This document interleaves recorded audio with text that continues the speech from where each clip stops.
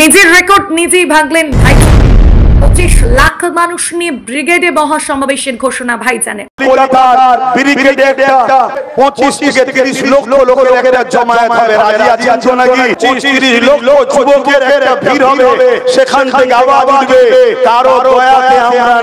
আবারও কি ব্রিগেডের হিরো হতে চলেছেন ভাইজান?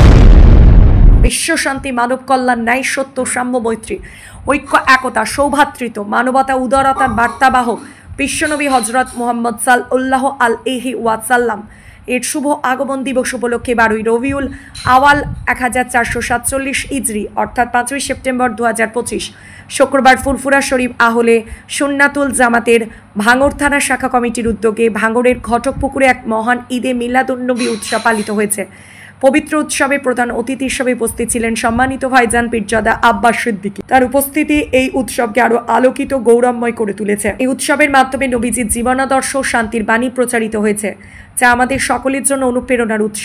ভাঙড়ের ঘটকপুকুরে হাজার হাজার মানুষের মাঝে ভাইজান পীরজাদা আব্বাস সিদ্দিকী তাঁর প্রাঞ্জল বক্তৃতায় বিশ্বনবীর শান্তি, সম্প্রীতি ও মানবতার শিক্ষাকে সকলের জীবনে ধারণ করার আহ্বান জানান। তিনি বলেন, বিশ্বনবী আমাদের শিখিয়েছেন ন্যায়, সত্য, ঐক্য, মানবতার পথ। আব্বাস সিদ্দিকী এদিন সাংবাদিকদের মুখোমুখি হয়ে কি বার্তা দিলেন, বিস্তারিত দেখুন আমাদের হুগলি টুডে চ্যানেলের প্রতিবেদনে। আপনি যার নাম বললেন ওকে একটা জাহান্নামের কুকুর মনে করি আমি, ওর বিষয়ে কোনো উত্তর দিতে। বিধানসভা ক্যানিং পূর্ব বিধানসভা থেকে আপনার সময় এখন অনেক বাকি আছে, সময় অনেক বাকি আছে। আর আপনারা শুধু ওই জায়গাটাই বলছেন কেন? ওই জায়গাটা কি খুব সন্ত্রাসী হয়? শুধু ওই জায়গাটাই বারবার সবাই বলে কেন? আর কি বাংলায় জায়গা নেই?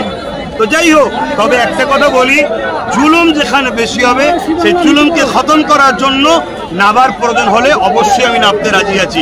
আর না হয় ওই এই করব ওই করব করার জন্য হাজারো লোক। শওকত মোল্লা যে কালকে যখন এখান থেকে ফিরছিল এই মঞ্চ থেকেই চোট চোট স্লোগান উঠেছে, কি বলবেন? যার নাম বললেন ওকে একটা জাহান্নামের কুকুর মনে করি আমি, ওর বিষয়ে কোনো উত্তর দিতে রাজি নয়। বলেন আর কি বলবেন?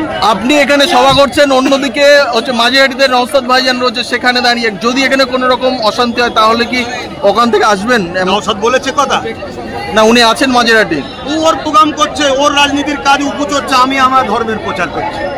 আমার যেটা কাজ মিলাদুন্নবী করা, কথা বুঝে আসছে, এটা আমি করছি। ওর কি সমস্যা ও দেখছে, আমার সমস্যা আমি দেখছি। তবে এতটুকু বলতে পারি, ও আমার ছোট ভাই, একজন বড় ভাই হিসাবে যদি ওর সুখে দুঃখে না সাথ দিই, আমার মতো ভাইয়ের বেঁচে থাকার থেকে মরে যাওয়া। আপনি কি সরাসরি পলিটিক্সে নামছেন? আমি তো সরাসরি পলিটিক্সে রয়েছি। তো এই মাত্র বললেন আপনি ধর্ম প্রচার করছেন, আপনার ভাই। কেন আমার ধর্ম নেই? মমতা ব্যানার্জি দীঘাতে মন্দির করেছে, তাহলে উনি কি রাজনীতি করেন? দেশের প্রধানমন্ত্রী মন্দির করেছে, রাজনীতি করেন? তাহলে আমার ধর্মের জায়গা ধর্মের, মানুষ সেবা, দেশ সেবার অধিকার কি নাই ধর্মগুরুর? বাস আমি করছি, তো সেবাও করছি, আমার ধর্ম পালন করছি, ধর্মের কথা মানুষকে শোনাচ্ছি। আর ধর্ম কি শিখায়? হিংসা?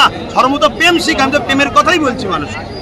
সামনে বিধানসভায় তৃণমূল ভাঙড় থেকে নওশাদ সিদ্দিকীকে হারিয়ে 50,000 ভোটে জিতবে বলছে, কি বলবেন এটা নিয়ে? 5 লক্ষ ভোটে জিতবে, কোথায় অসুবিধা কি আছে?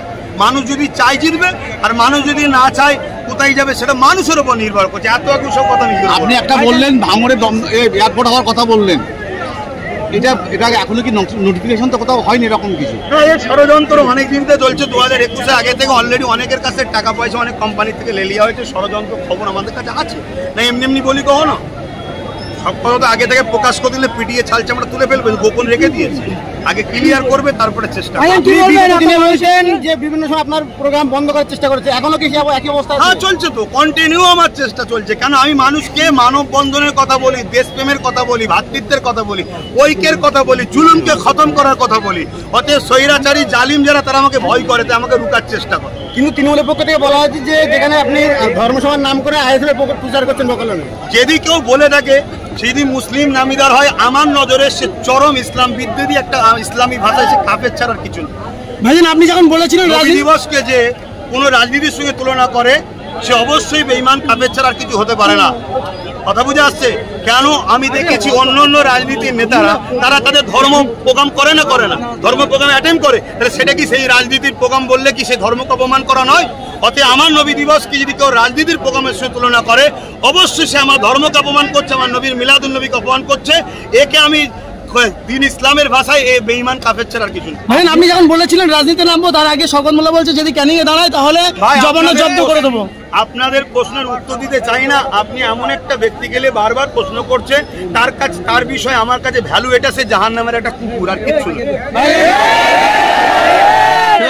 কেন প্রশ্ন করছেন আপনি? আজকে দেশের কি হচ্ছে, দেশে কি হচ্ছে, আমার রসুল কি দেশের জন্য মেসেজ দিয়েছে, এই নিয়ে প্রশ্ন করুন, তাহলে উত্তর দিতে ভালো লাগে।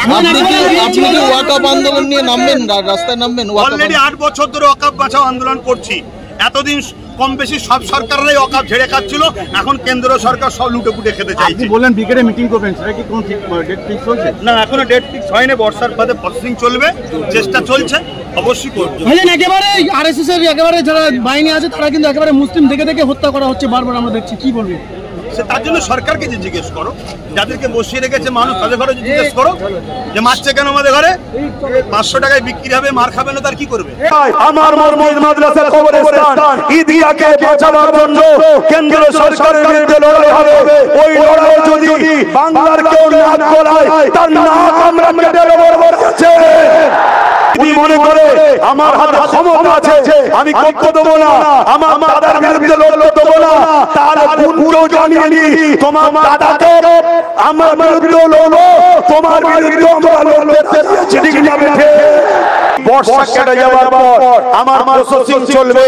আমি কলিকাতার ব্রিগেডে একটা ওয়াকফ বাঁচাও, দেশ বাঁচাও, মানুষের অধিকার ফিরিয়ে দাও, এই বিশাল একটা আন্দোলনের ডাক দেবো। আপনারা কি কাঠের পয়সা খরচ করে ওয়াকফের জন্য, দেশের জন্য যেতে রাজি আছেন? হাত তুলে রাখবেন, হাত তুলে রাখবেন, হাত তুলে রাখবেন। রাজি আছেন? ধোকা দেবেন না তো? গাছ নামিয়ে গাছে তুলে মই করে দেবেন না তো? যাবেন আপনারা? আপনারা মনে রাখবেন, আপনারা যদি নাও যান, আন্দোলন তো আন্দোলনই হবে, কিন্তু মনে রাখবেন আপনারা গেলে লক্ষ লক্ষ লোক এখানে বাড়বে, আন্দোলনের চাপ সেখানে বাড়বে। বাংলায় যদি আন্দোলনের প্রভাব বাড়ে, এর প্রভাবটা দিল্লি গিয়ে পড়বে। মাথা যত বাড়বে, ভিড় যত বাড়বে, প্রভাবটা দিল্লি গিয়ে পড়বে। যেমন কৃষকদের বিরুদ্ধে আইন হয়েছিল, কৃষকরা আন্দোলন করেছিল, কেন্দ্র সরকার আইন উল্টো করতে বাধ্য হয়েছে, আইন বাতিল করতে বাধ্য হয়েছে। আমরাও যদি আন্দোলনকে বাড়াই, আন্দোলনের তাপমাত্রা বাড়াই, মাথা বাড়াই, ভিড় বাড়াই, তাহলে আমাদেরও ওয়াকফের কালা কানুন যে করেছে, এই কানুন, এই আইন কেন্দ্র সরকার ফিরিয়ে নিতে বাধ্য হবে। মনে রাখবেন, কিয়ামতের দিনে আল্লাহর ঘরের জন্য, দ্বীনের জন্য, মসজিদ মাদ্রাসার জন্য আমাদের এই লড়াই আমাদের নাজাতের ওসিলা হতে পারে। জোরে বলবো সুবহানাল্লাহ, আর জোরে বলবো সুবহানাল্লাহ।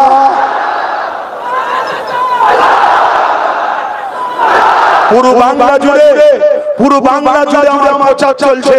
আমার টার্গেট 25 থেকে 30 লক্ষ লোকের একটা জমায়েত হবে। রাজি আছেন তো নাকি? হ্যাঁ, কেন আমরা জানি 26শে জানুয়ারি আমার দেশের পাওয়ার দেখানো হয়, এই তো নাকি? দেখানো দরকার আছে না নাই? হ্যাঁ, কারো কোনো প্রতিবেশী দেশে যদি চুলকোনা হয়, আমরাও দেখে দিয়ে চুলকোনা মিটিয়ে দেবো, আমরা রেডি আছি, ঠিক না বেঠিক? ঠিক তেমনই দেশের মধ্যে যারা বলছে আমাদেরকে তাড়িয়ে দেবো, আমাদেরকে এই করব ওই করব, আমাদেরও একবার পাওয়া দেখানো দরকার আছে না না? অতএব 25-30 লক্ষ যুবকের একটা ভিড় হবে, সেখান থেকে আওয়াজ উঠবে, কারো দয়াতে আমরা নাই। দেশ আমাদের ছিল, আছে, থাকবে। এই দেশে সবার থাকবে। অন্য কারোর উপরে জুলুম করলো আমরা মজলুমের পাশে দাঁড়িয়ে জালিমদের বিরুদ্ধে লড়বো। ঠিক তেমনই আমার মসজিদ মাদ্রাসা, আমার ওয়াকফের বিরুদ্ধে কেউ যদি আওয়াজ তোলে, আমরা তাদেরও বিরুদ্ধে আওয়াজ তুলবো, লড়াই করবো, ঠিক না বেঠিক?